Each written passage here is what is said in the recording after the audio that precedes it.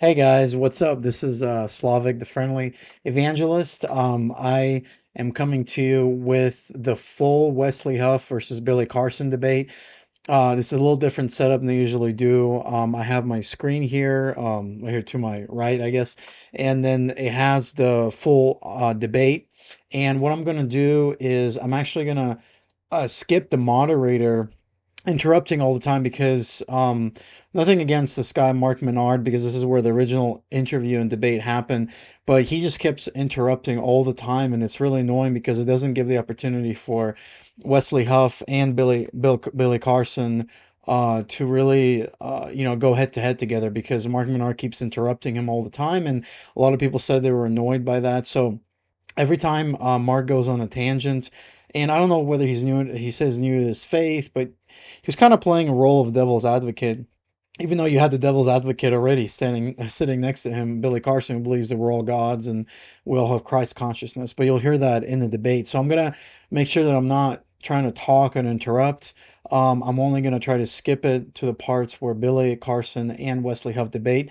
So if you guys want to download this video, do that. I heard Billy Carson doesn't like this video because he's trying to sue people to keep it from the air, but Wesley Huff already has a copy and he's going to release it. The young man that's debating here, he's really cool. I've been following him for a while. He's really accurate about a lot of the Akkadian mythology and Sumerian and Babylonian. He reads a lot of these ancient texts. A lot of scholars like Billy Carson don't, or people of pseudo scholars. So you'll see how there's a lot of evidence that Wes Huff presents, and you also see the demeanor of each man, and also there's a surprise at the end. You might know what happens, which is why the reason why Billy Carson hid this debate. But you'll see what happens because it will show you what kind of a man Billy Carson is, and that he doesn't really want to debate in full faith. So I'm gonna play the debate, and then you guys are gonna hear them starting off, and then I'll skip to the sections that are important. So the other thing is that because sometimes these videos get taken down by copyright, because if you just play the full video,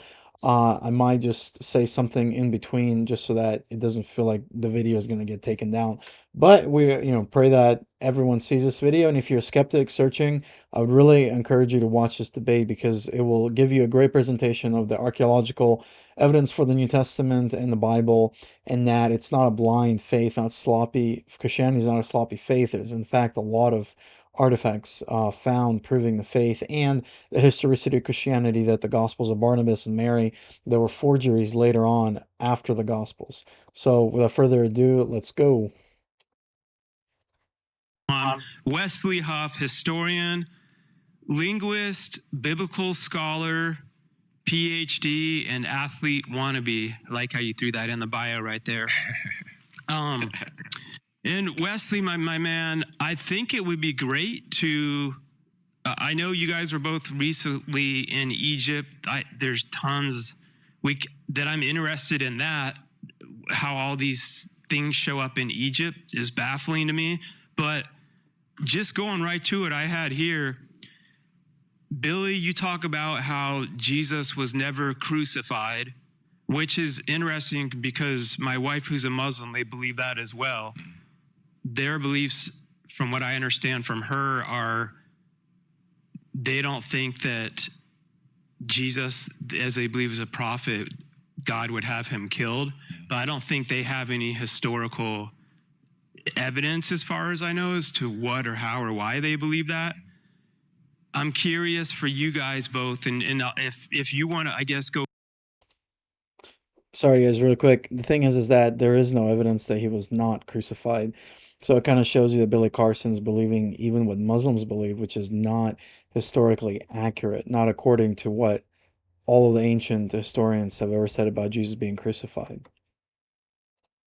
First, Billy, as to how you came about, like the findings where it seems that Jesus was not crucified, or that's not accurate? Sure, and in my videos, and if you listen to the podcast, the statement is according to the Sinai Bible, okay? According to the Sinai Bible, Jesus wasn't crucified in that Bible. That Bible predates the King James Version of the Bible.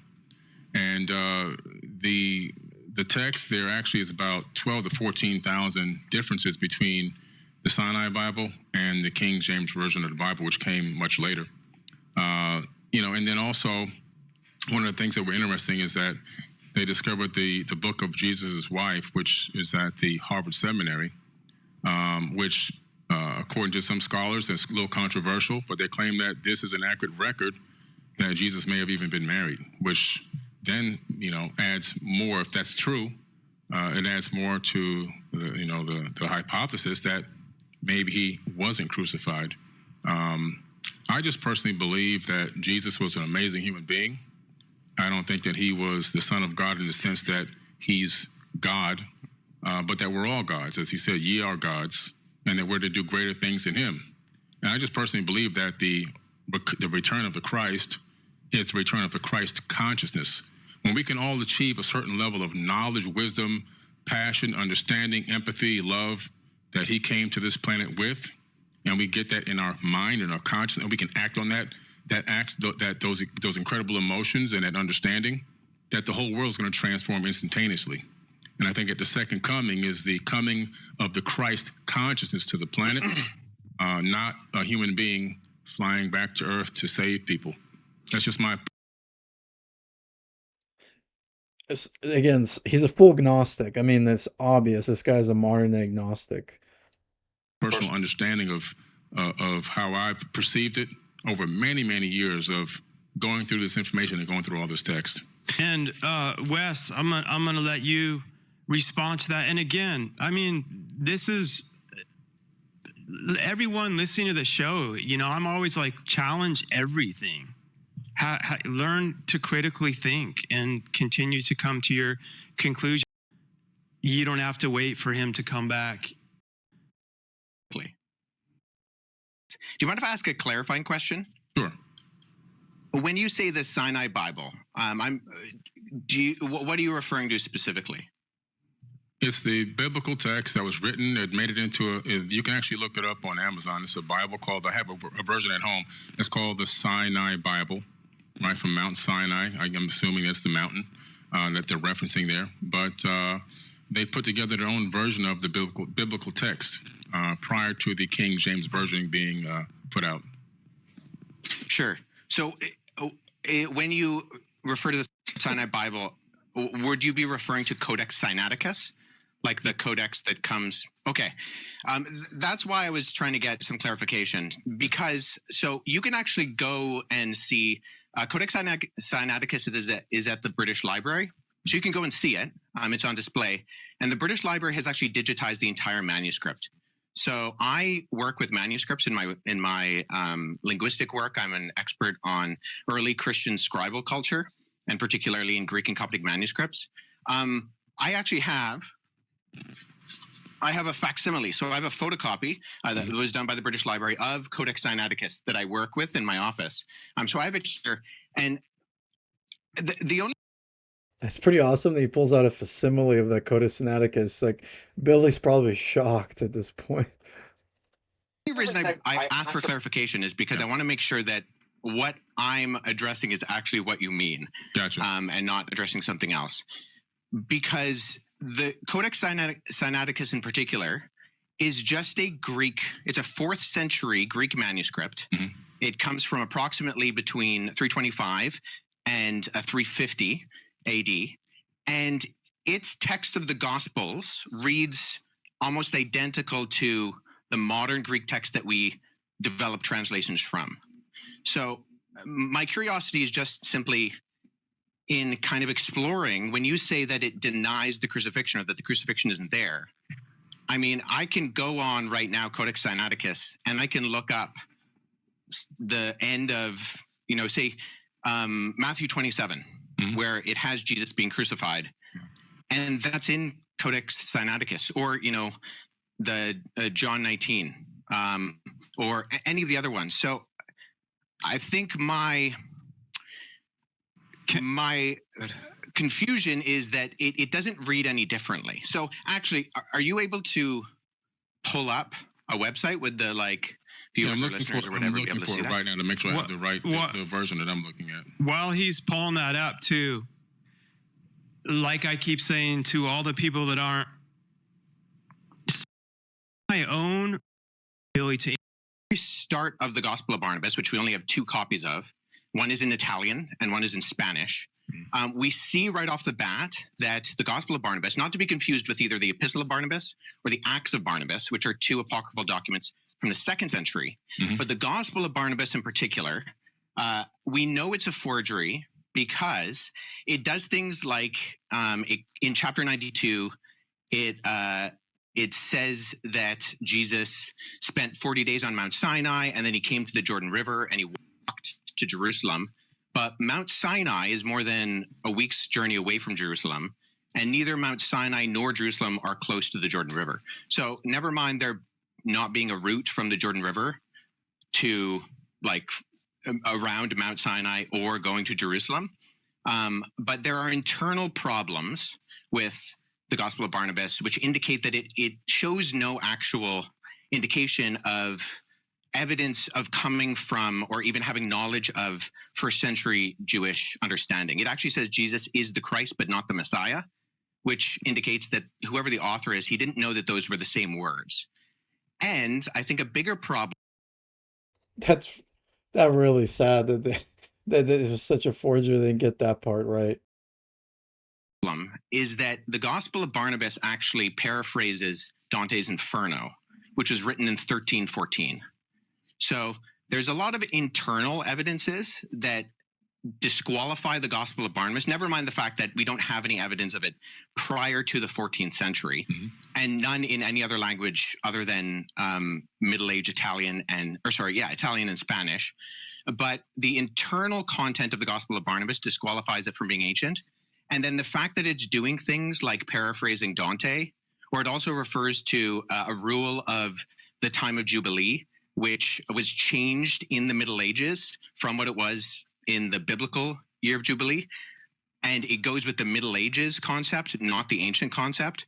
So I think what I'm getting at is, so I'm a historian, and I deal with sources. So when I'm looking at sources, I want to make sure that I have a methodology by which I approach any type of source. So if there is something that denies the crucifixion, I want to make sure that I'm analyzing it and that the methodology by which I analyze it actually reveals that the content can be accurately tied to the event. So if we're talking about, say, Codex Sinaiticus, that's in the 4th century. Now that is, I would agree with you, Billy, our oldest copy of the Bible in the sense of cover to cover, Genesis to Revelation copy of the Bible. Right. The problem is that we have individual copies of all 4 Gospels going back hundreds of years before Codex Sinaiticus. So I have a facsimile behind me of P66. This is a late 2nd century copy of the Gospel of John. Wes is pretty cool. He uses all these facsimiles. I didn't think Billy was expecting that.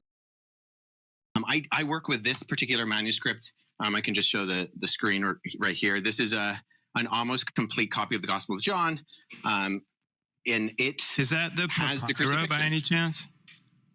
Yeah, so papyrus is just the what it's made out of. So material it's on. I got that from Chat GPT, by the way. Sorry, guys. I'm just trying to sound smart for a second. I have that papyrus at home. Oh, that's so I'll show you this. So the documents you actually see on my bookshelf behind me are facsimile papyri that I've made. So when I was in Egypt last summer, I went and I got made for me some papyrus sheets. And so I take these papyrus sheets, which are made from the papyrus plant. And then when I go and I look at actual manuscripts, so I was at the University of Philadelphia last summer, and I went and I saw a document called P1, which is a 3rd century fragment of the beginning of the Gospel of Matthew. And so what I did is I sat down with that original and I produced a facsimile. So I copied the text. First of all, I cut it out with an X-Acto knife in not the original 3rd century one on my papyrus. I cut out with an X-Acto knife this guy, and then I copied the text transcriptionally on the front and the back. So papyrus is just simply, it's what it's made out of. Yeah. And so there's categorizing systems, and the standard one is called the Gregory Alland categorizing system.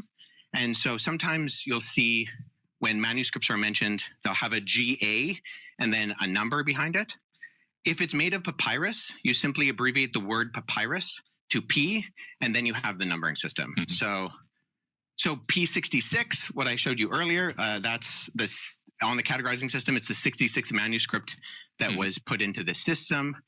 It's from the Gospel of John. I also have, P46 and P47 on my shelf, which includes all 4 Gospels and Acts from the 2nd and 3rd centuries. So the only hesitation I have with what you said, Billy, is that we have single copies of the Gospels that can be dated to the 2nd century that all do have the crucifixion. And so if we're relying on something like the Gospel of Barnabas, which is not just like, it's not that there's debate about it, it's that it's a known forgery. I mean, no one's referring to the Gospel of Barnabas as anything other than. If you say it's a known forgery, and but I'm going to go with that. Absolutely. Let's talk about the Old Testament a forgery. little bit, and leading up into the New Testament. Well, hold on, because See how he Gishgalops? He just switches. He can't answer that. do you mind if I address the Gospel of Jesus' wife? Sure, go ahead. What was her name Yeah, again? I'm like trying to write notes like I know what I'm doing, but I'm just curious. So the Gospel of Jesus' wife doesn't actually mention. So oftentimes what happens is that the text of the Gospel of Jesus' wife is kind of paralleled with the Gospel of Philip, which mentions that that Jesus would kiss Mary Magdalene on the mouth. And so those are kind of used in parallel to kind of for this argument that Jesus was married. So the Gospel of Jesus' wife is in the Harvard Library. However, the reason we know it's also not legitimate is because even though the manuscript, the papyrus that it's on, was carbon dated to the 4th century, the text was actually copied from a PDF version of the Gospel of Thomas known as Grandin's Interlinear. And there was a mistake in the Coptic text of Grandin's Interlinear that was copied into the Gospel of Jesus' wife. So we know that this is not a legitimate document, even though the papyrus is ancient, and this happens a lot with forgeries. I have a couple of friends who have actually worked on projects that have revealed forgeries within Dead Sea Scroll manuscripts and within other ancient Christian papyri. But the reason why we know the Gospel of Jesus' wife, and that Karen King, who kind of vouched for it and she lost a lot of credibility, unfortunately, for her, and she's admitted that it's a fake as well, was because we can tie it directly to not copying from an ancient text, but actually copying from an online version of the Gospel of Thomas in a PDF form. And the mistake on that PDF form was copied into the text that was borrowed in the phraseology of Jesus' wife. So I just point that out is, once again, with our sourcing, I think we need to make sure that we're going towards not just early sources, but actually credible sources. And unfortunately, neither the Gospel of Barnabas nor the Gospel of Jesus' wife are credible sources in terms of actually, and agreed upon by not just the vast majority of scholarship, but I don't know anybody in the field of papyrology, paleography, historiography, who actually refers to these documents as being legitimate. That's fair enough. I can respect that. So let's go into the Old Testament a little bit. Predominantly from my research, I discovered that a lot of information from the Enuma Elish and the 7 tablets of creation is a lot of in Genesis, a lot of the creation story that comes into Genesis. Not all of it. And by the way, this is Billy Carson's bread and butter. This is what he preaches a lot on his podcast and bases his Emerald Tablets of Thoth from the Enuma Elish and things like that. But because obviously it's Genesis is a much smaller version of a much bigger story. But it's literally almost word for word from the Enuma Elish and the 7 tablets of creation. The Epic of Atrahasis as well is also there in the Old Testament. Several other tablets as well, Code of Hammurabi and a few others, have made it into that text. Sumerian cylinder scrolls that talk about the creation story. Again, the creation story in the Epic of Atrahasis. And so we tend to see this copying of ancient tablets, text, and scriptures, even some papyruses, into the biblical text.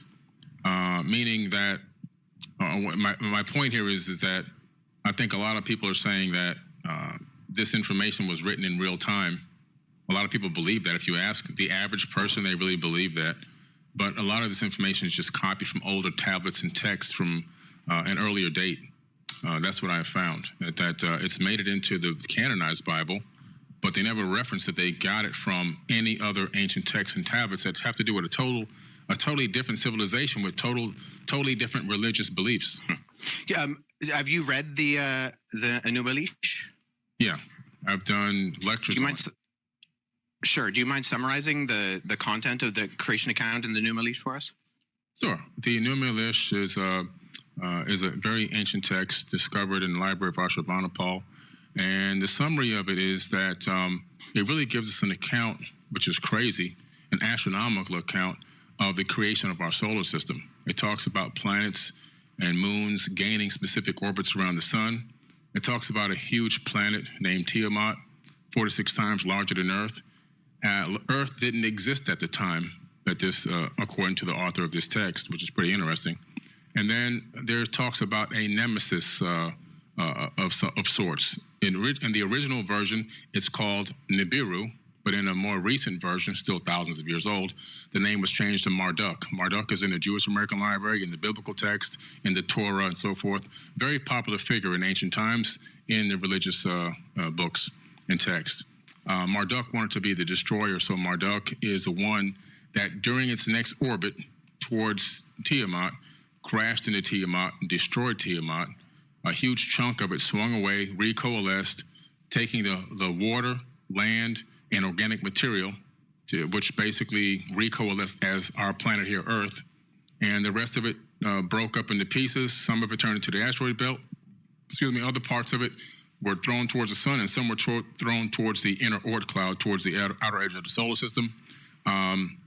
This planet, or this moonlet that orbited supposedly a brown dwarf, based on the description of it, gained a very strange orbit around our sun. And we have the scientific evidence now also to match with NASA's data, where we see that Saturn and I believe Neptune switch places. Uranus is flipped on its side, and that's more evidence that something came through our solar system in ancient times and gravitationally really tugged at planets here and switched up their orbits and even pulled the axis of a planet on its own side, where the equator is now running north and south. So a little bit of modern astrophysics kind of backs up what this ancient text is saying. But the Enuma Elish also then begins to talk about the fact that these beings, it kind of cuts into the fact that these beings, are on Earth and at some point begin to engage mankind. In other words, they didn't create people from scratch, but they engaged the existing hominid and began to utilize us as workers for their workforce. In the Atrahasis epic, you see a much similar story, slightly later date period, but still thousands of years old, the epic of Atrahasis. And we see a very similar story. And we see where the sons of God literally came down to Earth. They came from Mars, according to this text, if you read the translation of the planet Mars and to English. And then they went to battle. They were going to go to battle in South Africa against Enki and Lil and Anu. And they come to terms without going to battle. They argue that they needed women, human women, believe it or not. And they also wanted a workforce. They didn't want to continue to do the labor. They were cleaning out. Strick, I want to say, sounds like the Nephilim of the Bible. It really is like really lines up with that. The Tigris and Euphrates rivers, digging canals, building cities on Earth, and according to the text on Mars, not according to me. And a decision was made by Enki and Anu and Enlil to allow this experiment to happen, where they would take the existing hominid here. They would slay one of the gods, meaning that they would, in my opinion, that doesn't mean that they're going to kill it, but somehow some type of genetic modification or manipulation, in my personal opinion, that's my personal hypothesis. But in the end, it ends up being that human beings are now doing a lot of this labor and worshiping these people as gods, as they, my personal opinion, masqueraded as gods. If you guys have seen Stargate, the movies and the series, it exactly sounds like Stargate, and I really like Stargate a lot. So it's kind of interesting that Stargate really borrowed from that because it's like they want to use humans as slaves and they pretended to be gods, which is exactly what.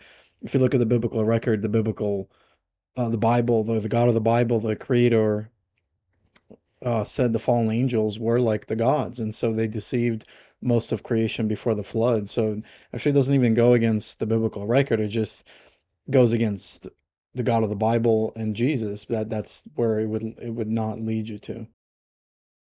A lot of stories there, parallel stories that you see in the Bible, even the Tower of Babel incident, and many other crazy stories that are in the Bible. You can find a lot of those true stories in the ancient text, like the Epic of Gilgamesh, where you can find the true story of Noah.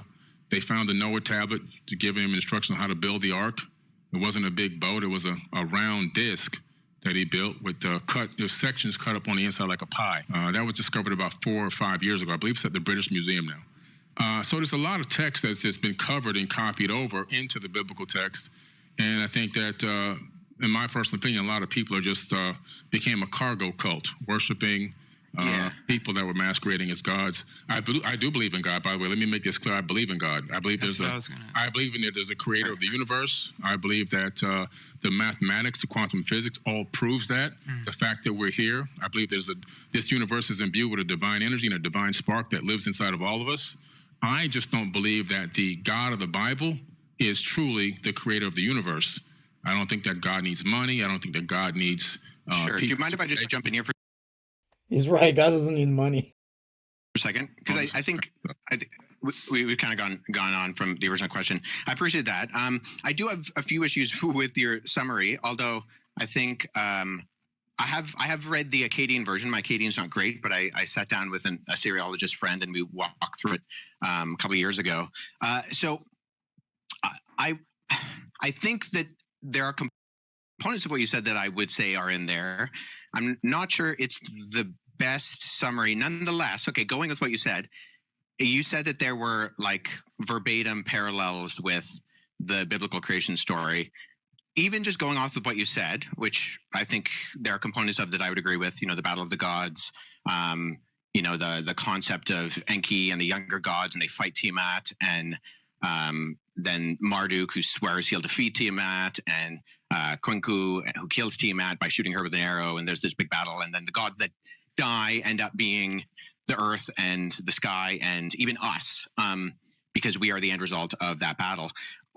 I'm just curious, when you say that there are not just parallels, but there's actual copying, looking at Genesis chapter 1 and 2, where the creation story is summarized in the Bible, what are the actual kind of parallels there that you're looking to? Because as someone who's read both, I not only do I not find parallels, I actually, and this is the majority of ancient Near Eastern scholarship with me, think that Genesis chapter 1 is actually an apologetic against documents like the Enuma Elish. So what are the parallels there? Separated the waters from the waters, for example. That's in the Enuma Elish, and that's also in the biblical text. Okay, that I would agree is a parallel. The only reason I highlight that is that if you're making this the argument, because if you brought it up, and I mean this with all due respect, there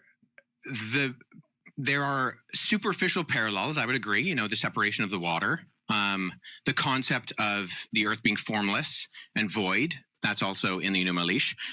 However, I think all the other details, it's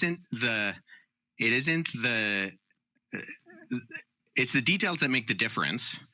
And if we're looking at not the superficial crossovers, but the actual themes and concepts of what it's saying, you don't have a creation within 7 days. The Bible's not going to take the Enuma Elish and put it into the biblical text. There are certain words that they utilize that let me know that they copied it from that text. Like, for example, separating the water from the waters, the void, the earth being void.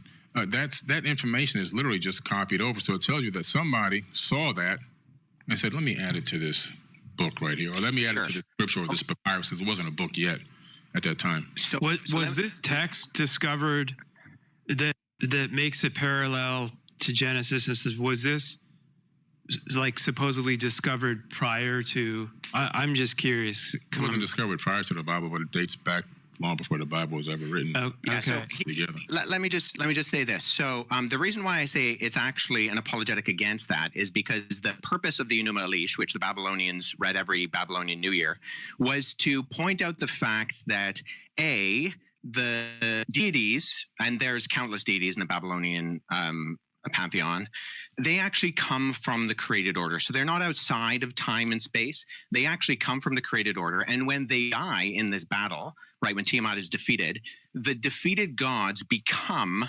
the earth and the sky and the plants and even you and me. And in that sense, the theme is that you don't actually have any purpose or end result, and you're not created in the image of God.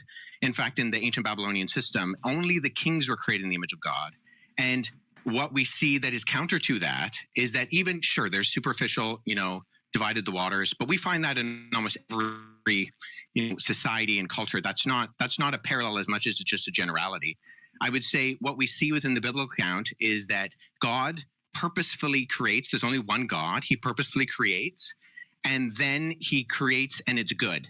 And it continues to say it's good 7 times. And then at the end of chapter 1, just for, the thick people in the original audience, it says, and then it was very good. And then he creates humanity, not kings, but simply the humans that he creates in God's image. And they have purpose and meaning, and that instills them with this creation order. And that's not what we find in the Enuma Elish. In fact, we find. And that's the biggest difference that makes it the biggest difference between Enuma and the Bible. It's almost like you have Satan, the fallen angel's version of creation, and the Bible's like God's version, if you look at it that way. And the opposite in the Enuma Elish is that the created order is not good. It's a mistake, and that you are not created in the image of God. And there's a reminder that regular people are not created in the image of God. So linguistically, Hebrew does have Semitic ties with Akkadian. Doesn't with Sumerian. Sumerian is a language isolate, agglutinizing language. But I would say, just with all due respect, the parallels linguistically are not there. There might be superficial kind of concepts that are there, but they're so superficial that we can find them in everything. In the sense of, I'm in my office studio, you're in your office studio. That doesn't mean that that we're the same people or we're even in the same place. Does that make sense? Yeah, but I don't agree with that. I just see if I have all these texts out, there's a lot of different information that you can see. There's a lot of it's been copied word for word into the biblical text. But what's the word for word? In your version of what you believe in, you keep saying that God's a he. Yep. And so where do you get that from? Throughout both the Hebrew Old Testament and the Greek New Testament, you have the masculine singular pronoun used for God. And why is God a man? Where's the evidence of this? Well, God isn't a man. See, within historical Christianity, we don't believe that God has a gender. However, the way that he has decided to reveal himself is through the masculine plural, and then ultimately by becoming a human in the person of Jesus Christ. So we don't believe that God has a gender. In fact, the fact that God creates humanity in his image and he creates them male and female, those are two aspects of the image of God. And so that's the completeness. So historical Christianity has never argued that God is gendered. Jesus is gendered in the sense that during the incarnation, he becomes a human man, but he's still fully man and fully God. But God is spirit. And right, as the scripture says, we worship him in spirit and in truth. But nobody's arguing that. What's that? Sorry? That always blows my mind. God is the same all the time, right? He's always good. God is all the same all the time. Right?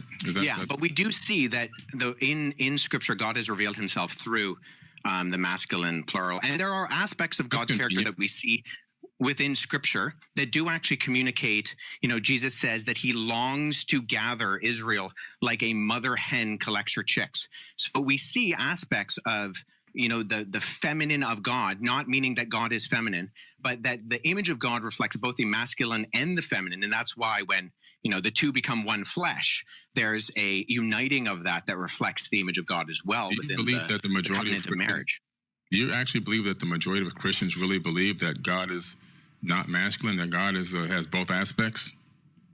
It's irrelevant what the majority of Christians believe. How many would tell you, that God's not a man? They've never been taught this. Well, I was taught it growing up. I was taught it in when I was a child, when I went to seminary, when I went to Bible college. I was taught it in graduate school. I would say I would say a few things to that. I would say, in one sense, it's irrelevant what the majority of Christians believe, because what historical biblical Christianity articulates is what they should believe. There are Christians who run around saying all sorts of things that are not in conformity to biblical, historical, Orthodox Christianity. Oh, and they shouldn't believe that, because it's irrelevant. And so if one Christian believes something that is not in line with biblical Christianity, I mean, that's on them. So God is not gendered, It's a good point that you made. but he does express through inspired scripture the masculine the masculine pronoun. That's pretty convenient. I mean, for an all-knowing, all-loving God to understand that human beings were going to take that and abuse it to put their boot on the neck of women for eons. It's pretty interesting. Also, I'm trying to understand. Yeah, I mean, so hold on. Let me speak to Wait, that, can I because say it is something there interesting real quick, guys? I have to. Yeah, sure. If it was only for the Old Testament that women can't, he like, oh, that's done. And it's rape, the in a red tail, written by a friend of mine, and every human being is going to find a way to exploit whatever is presented to them. So in one sense, I think we can say, isn't it convenient that God used the masculine plural pronoun, the masculine pronoun, I keep saying plural, it's just a mistake, the masculine pronoun, and we can say, oh, sure, that's convenient, maybe, but it is how he has revealed himself to us, and it's not his fault if we abuse that. I mean, we could say, so I grew up in the Middle East. My parents worked in Amman, Jordan, and when I was living in the Middle East, there was a country called the Democratic Republic of Iraq. Now, just because Definitely not democratic like Korea, North Korea. democracy exists and people are going to name things democratic when they obviously aren't, doesn't mean we then judge democracy. I mean, think of the Democratic Republic of North Korea, right? Nobody thinks that that's an actual representation of democracy. So people are always going to abuse terms and ideas and concepts. The difference is, though, I think historically within Judeo-Christianity, you have this ethic that we were talking about before that I think is fundamentally different than what we find in things like the Enuma Elish, the Atrasis, and other things, in that we are created in the image of God. And actually, one of the earliest criticisms of Christianity are by individuals like Celsus, who is a Greco-Roman philosopher in the 2nd century, where he accused Christianity of being foolish, dishonorable, and stupid, and he called it the religion of slaves, women, and children. Why? Not because God used the masculine pronoun for himself and people were abusing that, because the concept that Christians believed in of everybody, no matter what your gender, your race, your social standing, Paul says in Christ there is no slave nor free, there is no Jew nor Gentile, there is no Scythian or barbarian, there's no male nor female. These things united people. And we can see there's a historian named Rodney Stark. And in his book, The Rise of Christianity, he actually says that you can track empirically the agency of women across the ancient world by the movement of Christianity. So that, in other words, whenever an area became populated by Christians, we see a direct correlation with the privileges and treatments of women that expand in time when the surrounding culture largely didn't view women as being fully human. So I think we're always going to have abuses, but if there's one worldview that exists that gives agency to people and says that everybody has worth by nature of being just human, it's the Christian worldview. And that's where I think it's very different. So we can argue about why we think God should or shouldn't have revealed himself in his pronouns. But I think that's actually irrespective of the historical reality that we see within the impact of Christianity, particularly on the West, but around the world, and how it gives agency to the marginalized. Wes, can I ask you one? So when because I'm always interested in this, like when not in the room. In fact, we had the in Jordan. I grew up in a bit of an unusual household in that my mom grew up in India, and my parents, when I was younger, I was born in Pakistan, and I spent a portion of my childhood in Jordan. I grew up in majority Muslim countries and surrounded by majority Muslim environments. And we had, a copy of the Quran in the room. In fact, we had the Bhagavad Gita and the Book of Mormon, and for a little while, other documents in our house. These were things that my parents, although they never verbally said, Christianity is true, therefore these are not forbidden. These are not verboten. The truth, capital T truth, of the reality of the world that we hold can stand up against scrutiny and investigation. Which is the truth fears no investigation, which is what the point is making. Good point. And I did do a great deal of that as a kid. My dad is a historian as well. He has a doctorate, and I grew up on him, reading the rise and fall of the Roman Empire. But at the exact same time, the reason why I actually went to university with full intention of going into the police force. Oh, wow. But it was interactions with Muslims and Mormons and Jehovah's Witnesses and atheists and accusations against the credibility of the Bible, which actually piqued my interest. Because they would say things that I thought, if that's true, of course that undermines what I believe. I believe that Jesus is God incarnate. If I can't trust the Gospels as reliable first century eyewitness testimony, then I might as well throw all of this away, because I'm not going to believe a lie, even if it's a convenient lie. And so it was actually the exploration of eventually going into graduate college and then now in working on my PhD, the largest secular university in Canada, that got me thinking, okay, how do we investigate these things? What are the methodologies by which we go about to explore the origins and credibility of something like the Bible? And that investigation, with all due respect to Billy and the content that you put out, has actually confirmed what I believe. I'm dealing with the actual manuscripts. I travel to academic institutions, to other countries, and I look at these things and I read them. And it's a privilege to be able to learn languages like Greek and Coptic and Hebrew and Aramaic and dig into these things. And I think ultimately, I really appreciate what you said there, Mark, with your articulation of your personal relationship. And I think that's so important. But I think it's also important to remember that that relationship is based on something that's real and verifiable. And we can look into the evidence. I have friends who are linguists, philologists, and historians.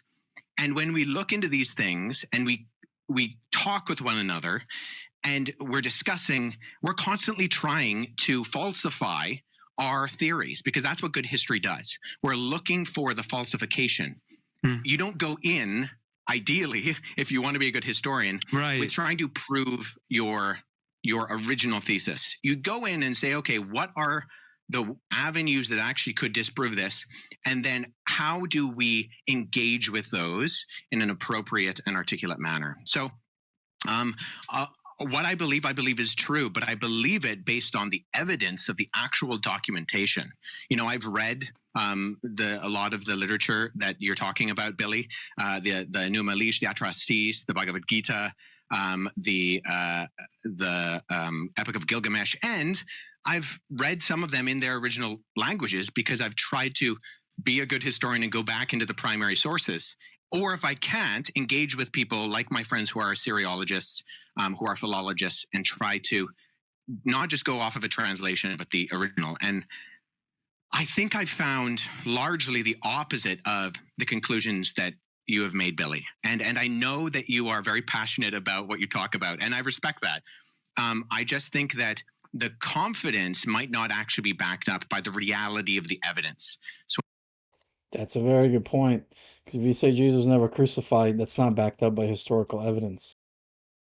when we're looking at something like the Sinai Bible, when we're looking at something like the Gospel of Barnabas, when we're looking at something like the Gospel of Jesus' wife, these are things that actually have provenance that we can verify. And ultimately, I think the answers to the questions of the legitimacy or the illegitimacy of those things point to not just a different conclusion, but actually the opposite conclusion, and that Christianity is true.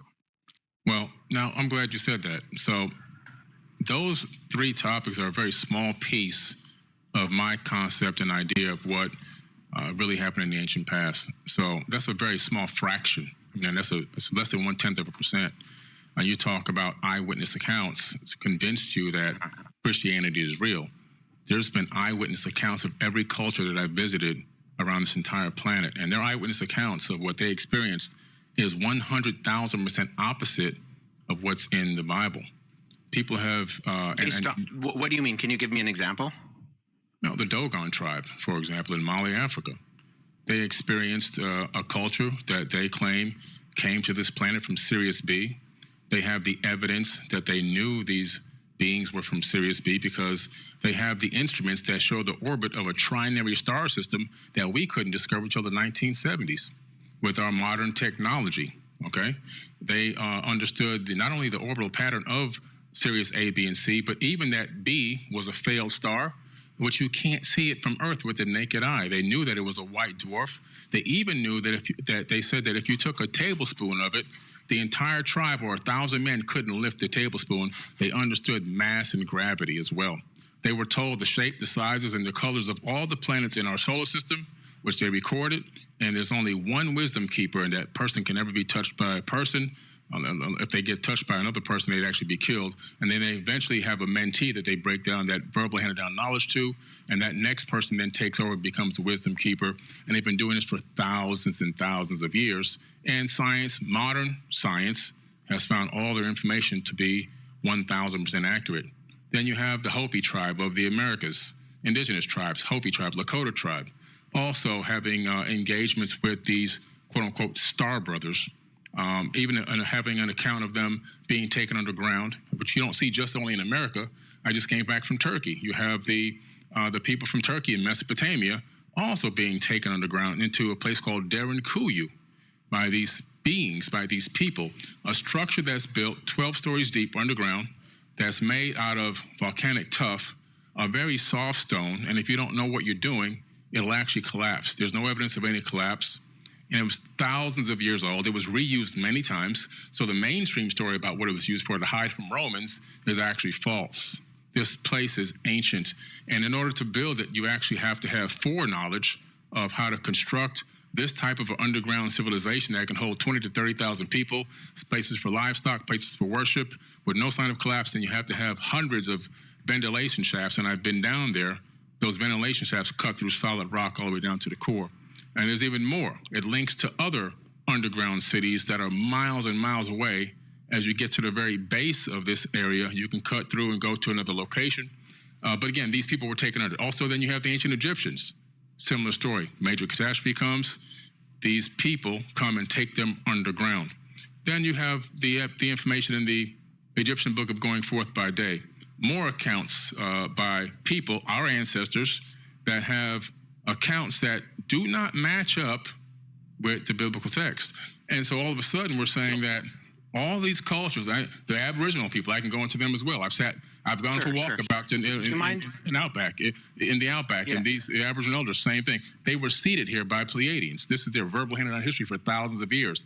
And I can go around the world and I can come up with all this information from all these eyewitness accounts from people that should be respected, dignified, and shouldn't be scoffed, and that we're now saying that all this information that they put forward, all their verbal handed down history, all their written history, that's got to go to the side because this one text is 1,000% accurate. Sure, but so my question is, most of that is oral history, correct? Oh, it's all oral history, even the Bible. Okay, so when we're engaging with oral history, what methodology? Until oral history is written down and has thousands of manuscripts to give it a chain of custody of evidence, which is the Bible. Are you using to confirm that the orality is accurate? Oh, man. Well, first and foremost, some of these texts cultures have written down information in caves. You've got cave paintings. The Dogon tribe actually have not only written down. Sure. No, caves, I don't disagree with that. The question is one of historic. Sorry, I didn't mean to interrupt you there. The question is one of methodological analysis. So you have to have a method by which you can find either that something is falsifiable or that there are avenues by which you can show internal and external accuracy of credibility. So this is what we do with documents. This is what we do with the ancient gospels. This is what I do. I've worked on Xenophon and Plutarch, and we look at the internal evidences and the external multivalent corroboration to try to figure out, okay, yes, we have all these stories. Great. I don't deny that. But as a historian, as someone who's trying to figure out what is accurate, how do you know if I use the term verisimilitude, do you know what that term means? No, but I can tell you this. Tell me how the Dogon tribe saw Sirius B, knew the orbit of Sirius B, a trinary star system, accurately, and can show you the orbit with a special tool that they made that was given to them by these people. How do they know the shapes, the sizes, the colors, and the orbital pattern of all these planets in our solar system and other star alignments that they would use to have something called the Ziggy and planet and their own harvesting and planting and so forth and so on? That's not enough evidence that there's something. Well, I'm not aware of that particular case. And even, I would grant that, the ancient people are far more technological advanced than we give themselves credit for. Just because they're ancient doesn't mean they're stupid. Yeah, exactly.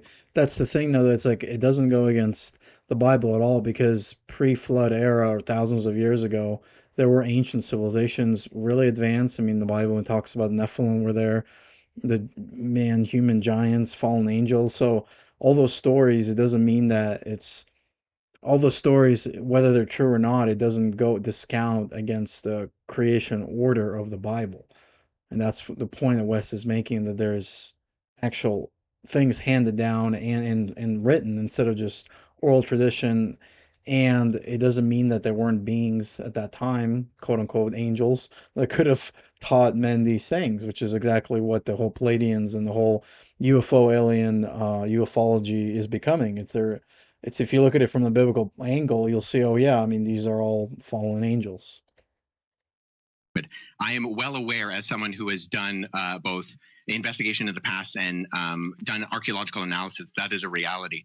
My question is simply, okay, you have these stories or you have these accounts, you're referring to them as eyewitness testimony. How are you going about verifying that as that? Well, if the people had eyewitness testimony about Jesus, they then just wrote down their eyewitness testimony on a piece of paper or parchment paper or papyrus. So these people... Right. So that's where internal methodological analysis... Some of it's actually written down. So, I mean, it's the same exact thing. There's really no difference. Well, no. So you do internal investigations to figure out when something was dated. So something like... So when I used that term verisimilitude before, that's something we as historians are looking for. It's a term that simply means the appearance or likelihood of truthfulness. So when you do historical analysis, it's an inference to the best explanation. So you have proof and you have data, and you're extrapolating that data on levels of probability. So some things can be confirmed as high probabilistically true, and other things are lower in their probability that they happened. But there are different methodologies, different ways that you explore historically how that happens. Well, so for the Gospels, we look at... That was with the Dogon tribe. Scientists went there to visit the tribe, and they still have no answers because they used their modern science. They took the best scholars to visit these people, and they're still scratching their heads. Something happened there. Sure.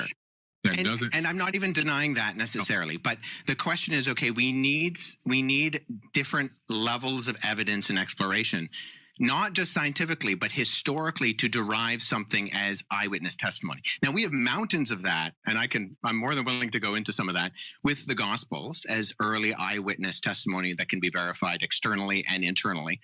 But nonetheless, the only reason I ask, Billy, is because I've listened to a fair amount of your content, and I'm unaware of the methods that you use to try to discern between what is an accurate source historiographically and an inaccurate source historiographically. Well, Does that make sense? I use getting in an airplane and traveling to these places, doing my own research, talking with the indigenous cultures, and researching as much of the text that is available that I can possibly find. Okay, so I don't dispute that, and I do believe you have done that. But I mean, even from what we've talked about, so you've researched the text, but when we talked about the crucifixion, everything you cited was either, and I mean with all due respect, false in terms of the Sinai Bible, because Codex Sinaiticus is just a 4th century Greek manuscript of the Gospels that we have today, or they were verified forgeries in terms of the gospel of Jesus' wife. You might be right. You may be right on that particular part of the Yep, topic. that's exactly right. It's like you made this huge mistake. How can we trust you even more? Like I said, that's less than 0.1% of the information that I hold. Sure, but that was the original question. So yeah. So that's what I'm saying. I'm saying, okay, well, so I'm going off of what we've already talked about. So you said you explore the text. I don't deny that. But the evidence, by going off of what you have put forward in terms of the actual documentary evidence, is not just less than convincing in my respect. And I mean this with respect, because I think you have done a lot of research. You've traveled to these places. I have too. Like, this is what I do as my career.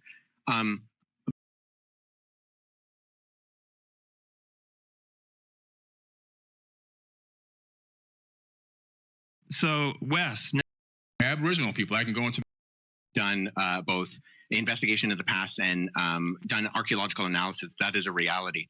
My question is simply, okay, you have these stories or you have these accounts, you're referring to them as eyewitness testimony. How are you going about verifying that as that? Well, if the people had eyewitness testimony about Jesus, they then just wrote down their eyewitness testimony on a piece of paper or parchment paper. More than willing to. You may be right on that particular part of convincing in my respect. And I mean this with respect, because I think you have done a lot of research. You've traveled to these places. I have too. Like, this is what I do as my career. But I'm not really getting indication, because in history, we go to the primary sources in their primary languages. And when Mark asked, okay, why do you deny the crucifixion? The sources you used were not primary. Okay, we're still talking about the same thing over and over again. There's so much more we can talk about here. We're wasting a lot of time. There's so much more. That's this amount. Do you guys think? Yeah, but the topic is the veracity of the Bible. This is where Billy's getting testy. More stuff to talk about. Do you think that all these different cultures and stuff describing these other beings, could those have been, I'm not an expert theologian or whatever, but like where it talks about war, I always want to personally ask you this too, where historical amount comes down to teach where is that in the book of Enoch? Well, Brenda, do you think those could have been demons or angels? I don't believe in demons or angels at all. You don't believe in them at all? Nah, I don't believe in demons and angels. When you read Azazel coming down in the book of Enoch, coming down, and the first thing he does is teach people how to make knives and swords so they can cut a man's head off. You read, you see these quote unquote. Where's that in the book of Enoch? In the book of Enoch, Azazel. He comes down and he teaches. Where is that in the book of Enoch? The only reason I ask is because there are two Enochs, first Enoch and second Enoch, and only first Enoch is an actual historical amalgamation. Okay. And then you analyze the fact that these angels are having sex, they're getting drunk. These are just people. Whoa. Where are angels getting drunk? Angels party, they go, they hang out with people, they go to war with people, they put on their outfits and they go to war with people. This is in the Bible. Where are they getting drunk, though? Well, they get married, okay? Whatever that means. But they're having a good time. Married. Okay. Not married. In fact, scripture says that angels can't get like married. Merry Christmas. Not married. Mary, M-E-R-R-Y. But the point that I'm making here is when you start to really analyze what these angels are doing, and you start to analyze how many people are dying in the biblical text, you start to say, well, how many people did Satan Yeah, God killed more people than Satan. That's what he's going to say. Actually kill? And when you start doing the tally on the numbers, God's doing most of the killing in the Bible. It's not the devil that's doing all the killing. And then God says in Isaiah, I created the good and I created the evil. Do what I say at the Lord. So he's saying that he's doing the good and the evil. That's what he's saying. Yeah. Now, my personal opinion on this whole thing, and just let me get this out because we keep going over the same rhetoric over and over again. My personal opinion is that the biblical text is a good book. Like I've said, I've got videos. My number one video on Twitter has me saying this. It's good text because if you actually apply some of the information that's in the Bible, you can get a good result, like you have done, Mark. Right. I struggle with I know. I want you to finish your thought. Go ahead. Yeah. So because you can get a good result, but there's a lot of misinformation in the Bible. There's a lot of false information. There's copy from ancient text. And if you go by that text, all of a sudden you end up with 400 years of slavery. You end up with abuse. You end up with divide and conquer tactics that separate people. You end up with people thinking that they're the chosen ones and they're the chosen people, and we've been promised this promised land so we can eradicate another race of people because this is our land, because God promised it to us. You have people that want to go on the papal inquisitions and torture and kill and murder over 80 million people. You have the American Holocaust, 111 million indigenous natives slayed.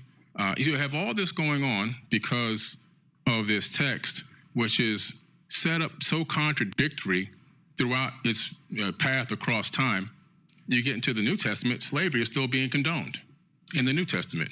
Was it? Honor thy slave master as you would honor God or Jesus, it says, I believe. So in Ephesians. So I always thought but the God of the Old Testament too, like I'll let you go real quick, but I'm just like that flood and 6:5, but there's so many aspects. That stuff is what. And what is the context of what Ephesians is saying? So I think this is very important because we don't take text in isolation. So within Scripture, and this is why all the abolition movements throughout history have only been Judeo-Christian movements. There's never been an abolition movement that wasn't Christian. And That's actually, there's very true. the recent work by historian Tom Holland, not the Spider-Man actor, different Tom Holland, but his recent Dominion highlights this fact very well. This is not a Christian, but in it, he shows that going right back into the antiquity with the Cappadocian Fathers was the first abolition movement, and then into the British and the American abolition movements. These were fundamentally Christian movements ran by Christians because of the idea that when Paul, who wrote that letter to Ephesians, says, in Christ there is no slave nor free, he's breaking down those barriers. So in Ephesians, when he says, slaves obey your masters, he's operating on the socioeconomic context of what he's going on. And he's saying, hey, we have slaves and we have free people, okay? If you're a believing slave, if you're a slave who believes in Jesus as the Messiah, don't be equitable in how you are living your life. Reflect Christ accurately. And that's a movement that he is fundamentally working towards that eventually starts to completely take out the legs. This is where we would argue, Wes. I would be. I love, by the way, how to have, because we're contextually around. There's a discipline called hermeneutics, and that's the methodology of interpretation. So there are multiple levels that you interpret something. So whether we're dealing with, say, the book of Ephesians, or we're dealing with Tacitus's Annals, we look at something and we contextually read it within the framework of how it's being written. So there's a historical approach where we look at the context. Okay, Paul is writing to a church in Ephesus. What's going on in Ephesus, and how is what he's saying in that city in what is modern day Turkey, how does that pertain to that particular time and framework? Where is Paul coming from? How does it pertain to now, though, is my question. Because so you're giving me, here's how I answer that question. And I love you to death, Wes, but you're starting to give me, sorry to interrupt you. I believe in God. Like, I believe in matter. That a lot, that would. As historians, and I mean, most of the books on this end of my shelf are what are referred to as commentaries. Sorry, I got to cut you off again. Wouldn't God be smart enough to know I'm not just going to write to this demographic of this civilization now, knowing I'm a God who created the whole world, and people are still going to be studying this thousands of years later? That's what I was going to say, but I didn't want to cut off. Yes. So I'm sorry. By the way, I'm the worst interrupter ever, and it's more of my He is the worst type moderator. thing of like, I get a thought and I got to get it out, or else I freaking forget it. So I'm sorry about interrupting. Thanks for throwing me under the bus for that. Yeah. So, how I would answer that is I would say this. So you do have examples of where Paul is writing, and he's writing to a particular group. And so we look at, okay, what does it mean for a woman to wear and adorn themselves with gold in a first century Greco-Roman context, right? it has to do with the fact that prostitutes would wear those things. So we need to ask the question, what is the intention of the text? But, So sorry, yes, I got to ask you again, though. Meaning. But how do you interpret that's what I've been, the reason I'm interrupting you is I've heard this. I've been there, done that. Yeah. I respect the crap out of you for how deep you go into. When he says, don't adorn yourself with jewelry, the original audience, and we can explore this by. But you just realize how dumb that sounds? Saying the original audience, then later on saying, but now it's okay for this audience because these women and stuff don't. Because I'm just saying, like, I get why people, like, if we're gonna, we got to be open-minded. We're punching holes in other stuff to punch holes in our own, and even if it's agreeing, like, it's. Don't you think that's a little? I get what you're saying. Like, if prostitutes at that right now, if prostitutes all wear a red band around their neck and that signals what all prostitutes are, and it's like, don't wear that. A lot of prostitutes have tattoos, and a lot of women who aren't prostitutes have tattoos. Right. I don't think it's as black and white that only the prostitute, and also you're only talking about in one little town. So my bigger question would be to God. Well, in Greco-Roman antiquity, like, why did you put that in the Bible? That just confuses everyone, though, because all these other civilizations are going to be reading that. We have something we keep saying here. God didn't put that in the Bible. Men put this stuff in the Bible. And I think that was some of the old. I'm telling you, Billy. It's for me. I think he'll get back. I'm saying, Mark. But what I'm saying is, I think. To other human beings, and how they even wrote about it in the Bible, how they enslaved and tortured people in the biblical text. So in that case, even in the book of Deuteronomy, which is one of the most brutal books out there, where everything is given okay to rape women, kill children.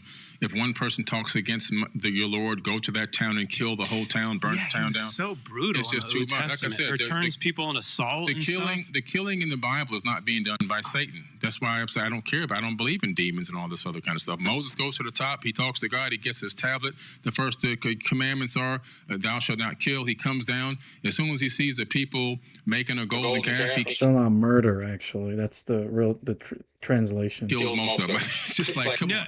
And I've learned with some of these stories how it correlated with killing, but it doesn't. And Jesus. I'll shut up. So let me just say this. So the most quoted verse of the Bible in the Bible is a version of Exodus 34:6, which fundamentally describes who God is, that he's compassionate and loving, full of grace and mercy and abounding in steadfast love.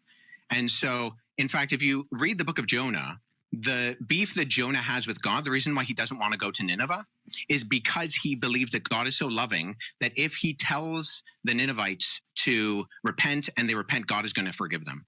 So fundamentally, we have the picture of God consistently throughout the Bible, both in the Old and New Testaments, as being a God who is rich in love and mercy and abounding in steadfast kindness. And so we want a God who is just. And just to speak very briefly to the slavery issue, I mean, Leviticus 25 condemns by death the man stealing. So stealing someone and selling them into slavery. And the fact that the 10 Commandments are prefaced with, you are a nation who was slaves. I'm the God of Israel who brought you out of Egypt. So there's a fundamental difference, and there's lots of literature on this. I would encourage people to read my friend Paul Copan's book, Is God a Moral Monster? He's written some excellent stuff. He's also written on Did God Command Genocide in the Old Testament? He's a leading expert in the field of a comparative analysis of ancient Near Eastern war literature. And so there are very coherent explanations for these things, and that slavery within ancient Israel was very, very different from what slavery around the ancient Near East was like. And on top of that, once again, when abolition movements happen, what's that? Sorry, Billy? I said slavery continued on throughout the Bible with no problems. But it was always undergirded by the fact that this was not the ideal, that this was something that should not be done. And even slavery within ancient Israel was fundamentally different than slavery around the ancient Near East. This is not a contested fact. You can look at the scholarship of individuals like Wright, who has written extensively on this. He's an ancient Near Eastern ethicist. And there's vast difference between the law codes in Leviticus, Deuteronomy, and Numbers, and something like the Code of Hammurabi, which puts people on a tier system and gives different punishments depending on where they are within society. That's not true in ancient Israel. If you were a king and you stole somebody and you sold them into slavery, they would punish you by death. But if you steal somebody else's slave, you can't steal somebody else's slave. That's not a good thing to do, right?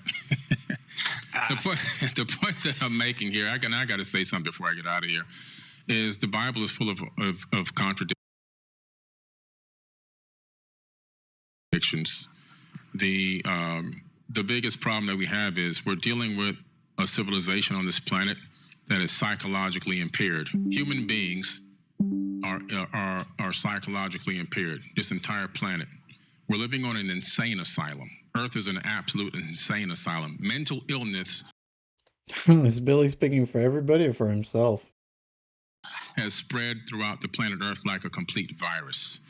And when you take a text like the biblical text, knowing that human beings globally are mentally ill, this entire planet is a mental insane asylum. And I'm talking everyone. All 8 billion, whatever number of people we have now, are all mentally ill. And what I mean is there's different levels of mentally ill. We all have trauma that we're not dealing with. We all have internal issues. We all have situations that shadow work that needs to be done.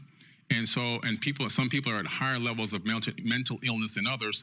Most of us are functional mental illness people. But when you take a look at the biblical text and you start going through this information, and it's the way that it's laid out, it becomes a proponent of more divide and conquer tactics. It becomes a proponent of racism. It becomes a proponent of slavery. It becomes a proponent of all these things that are dark and ill, including murder and killing in the name of God, which has been done how many millions of times. So my thing about the biblical text is it actually authored by the creator of the universe, or is it authored by the dark forces of, maybe, if this Satan is real, Satan himself? And the reason why I say that is because all-knowing, all-loving God, omnipotent and omniscient, that is creating not only this universe, probably most likely multiple universes, because a creator never stops creating, especially with infinite power, is now at some point going to author a text that is going to allow human beings to misinterpret it and take it in his name and begin to slay people, torture people, and enslave people worldwide, to claim that you're chosen ones, to set up a state of chosen people, and then to even claim that you have chosen land, and to torture and kill even more people, women and children, in modern times, still going on to this very day. To me, that doesn't seem like a very intelligent being, especially a being that knows the beginning and the end. So if you know the beginning and the end, you have a certain level of foreknowledge.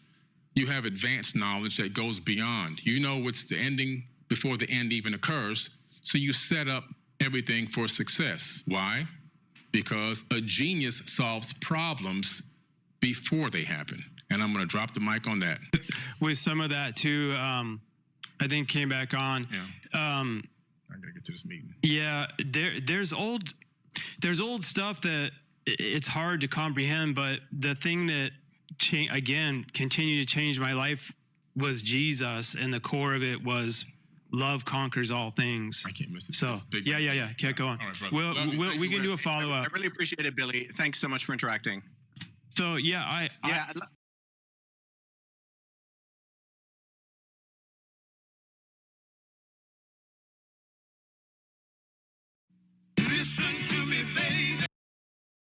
Sorry, guys. So that was the debate.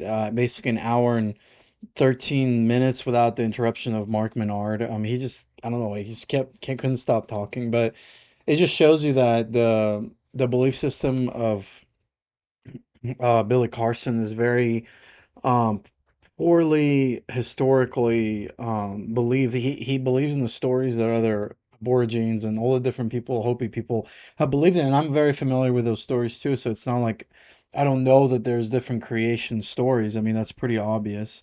Um, but the thing is that you got to realize is that Billy Carson really does not want to really even talk about the historicity and the manuscript evidence for the Bible. It's more like um, he'll go from these other stories and say, well, what's the point of talking about the Bible? There's more other creation stories that are more important, and the Bible just copied it, all that. But it's like, but he makes the same problem that a lot of different people make is that they use because it's something is older, therefore it must be true, but that's a fallacy. And so he doesn't understand that. But he also really is very new age. He's not really an atheist. He's just more new age and saying the same things like Stitchin said about the UFOs creating our world or aliens.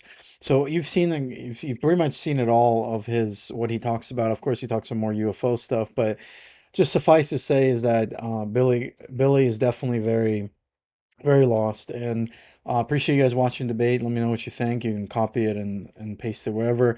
But this is probably the debate that doesn't have the interruptions of Minard that's out here on social media. So yeah, I mean it just shows you that Wes Huff, just judging by the debate, Wes Huff was definitely a better debater than Billy. Just because Billy had knowledge of certain different creation myths and stories, it doesn't mean that the Bible is false too. So this is where I think if he was more open, he would understand, oh yeah, I see, the Bible, it doesn't mean that it just copied everything because a lot of these Jewish people, they weren't even like some of them for hundreds of years, they weren't talking to the Egyptians or the Babylonians. Of course, they knew all about them, it's all in the Old Testament.